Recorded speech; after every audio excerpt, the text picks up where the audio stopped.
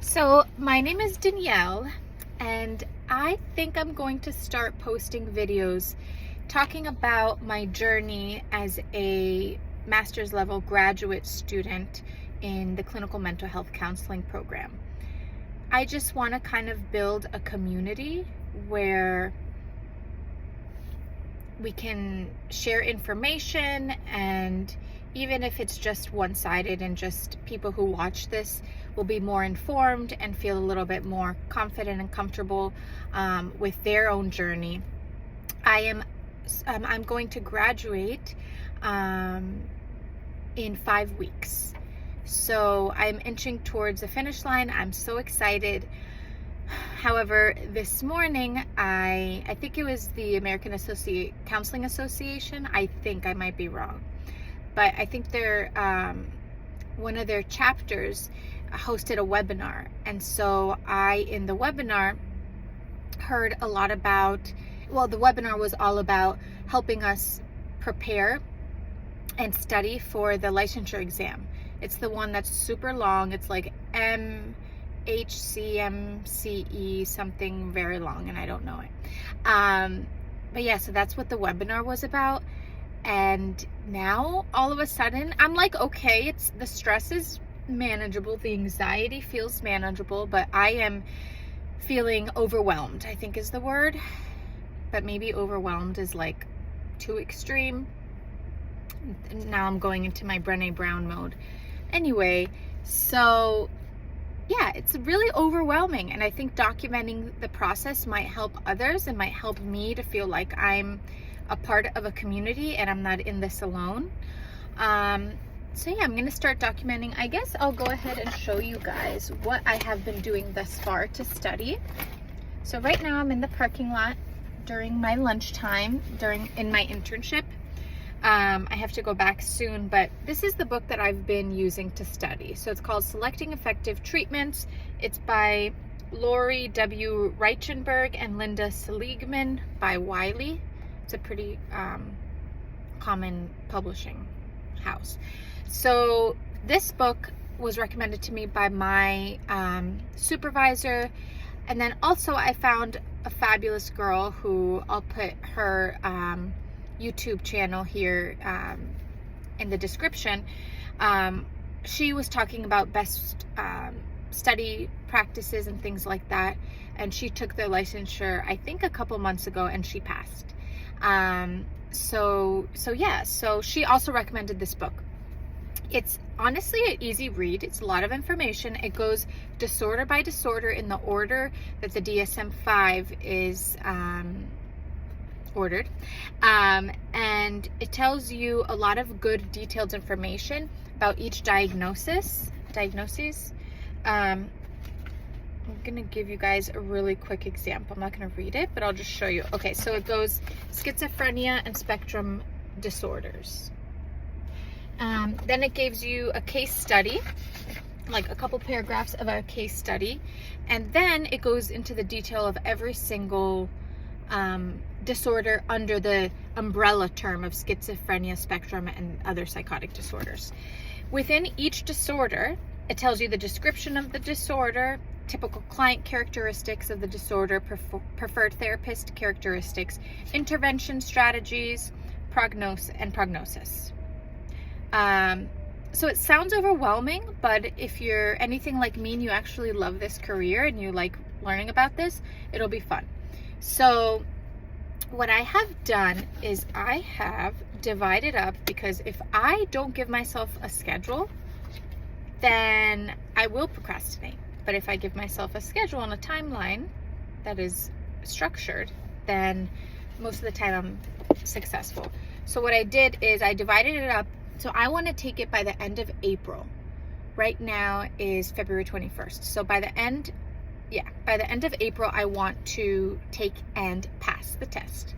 So what I did is I looked up how many pages there are in total that I'm going to have to read. I divided it up by, I guess, 60 to whatever I started studying. I think I started studying a month ago. So I divided that up by 90 days because there are 90 days in 3 months.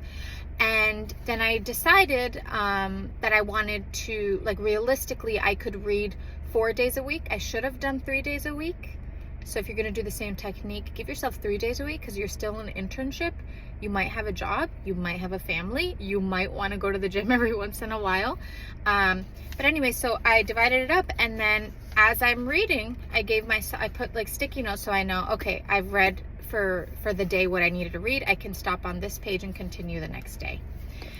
While I read this, and I don't mean to overwhelm you, so I'm sorry if this sounds overwhelming. This just works for me. Like I said, I enjoy this stuff, and I need structure, so that's why I do all of these things. But after the webinar this morning, the test is not going to be easy. It's doable. We can do hard things, but it's not going to be easy. So you have to prepare as much as possible. Why not? It's only once in your life that we have to take this. Thank God. Thank God.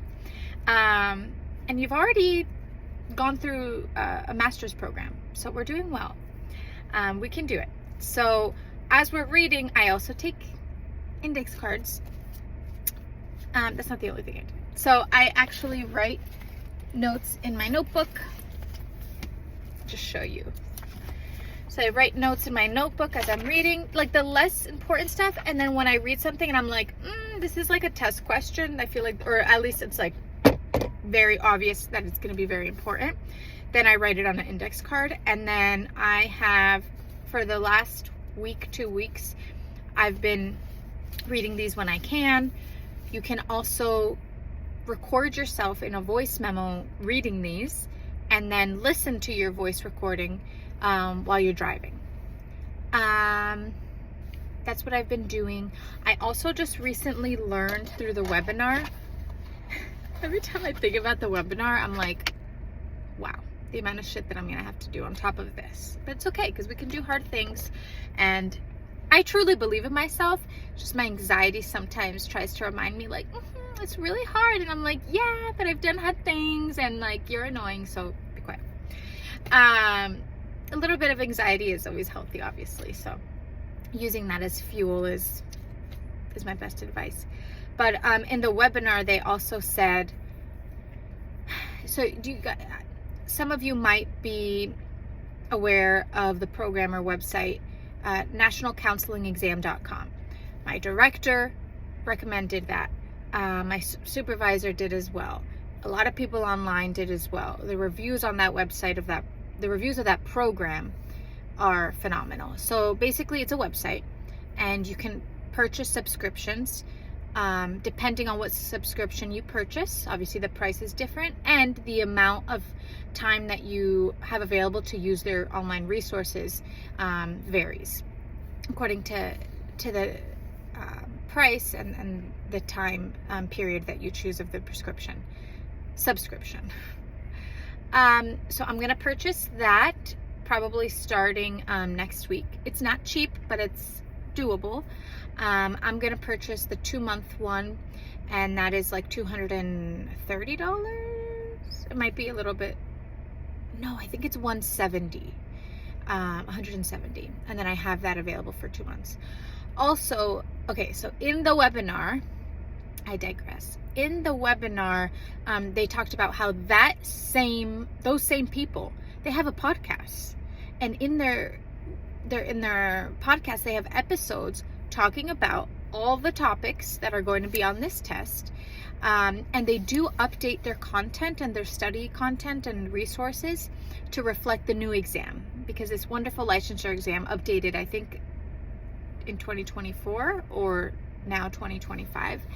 So yeah, so I don't even want to say it, I don't want to feed my anxiety, but we will be one of the first people, not the first, I think people have been taking it already for a couple quarters. There's a bunch of information on the NCMHCE website about the exam, so it gives you all these details. But yeah, so they have a podcast, so if you don't want to do if you want to record yourself, some people don't like listening to the sound of their voice, then at least listen to those podcasts, because that podcast, that show, is specifically to help us study for this specific licensure exam. The episodes are pretty short. I listened to 3 of them this morning. Obviously, after the webinar, I was like, wow, the amount of shit I have to do. Like, my heart is racing, but that's fine. Everything will be fine. And remember to take a deep breath. I also am going to start meditating again every single morning, because if I'm not helping myself do well, then how do I expect to be able to study for 2 months and retain the information if my basic needs aren't met? So yeah, that is my rambling. Those are my suggestions.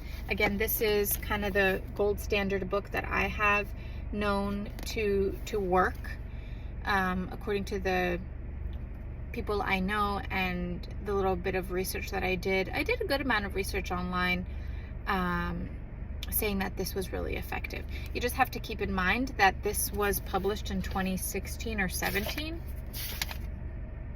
2016, and the new DSM-5 review, the TR, DSM-5 TR, that one came out 3 years ago.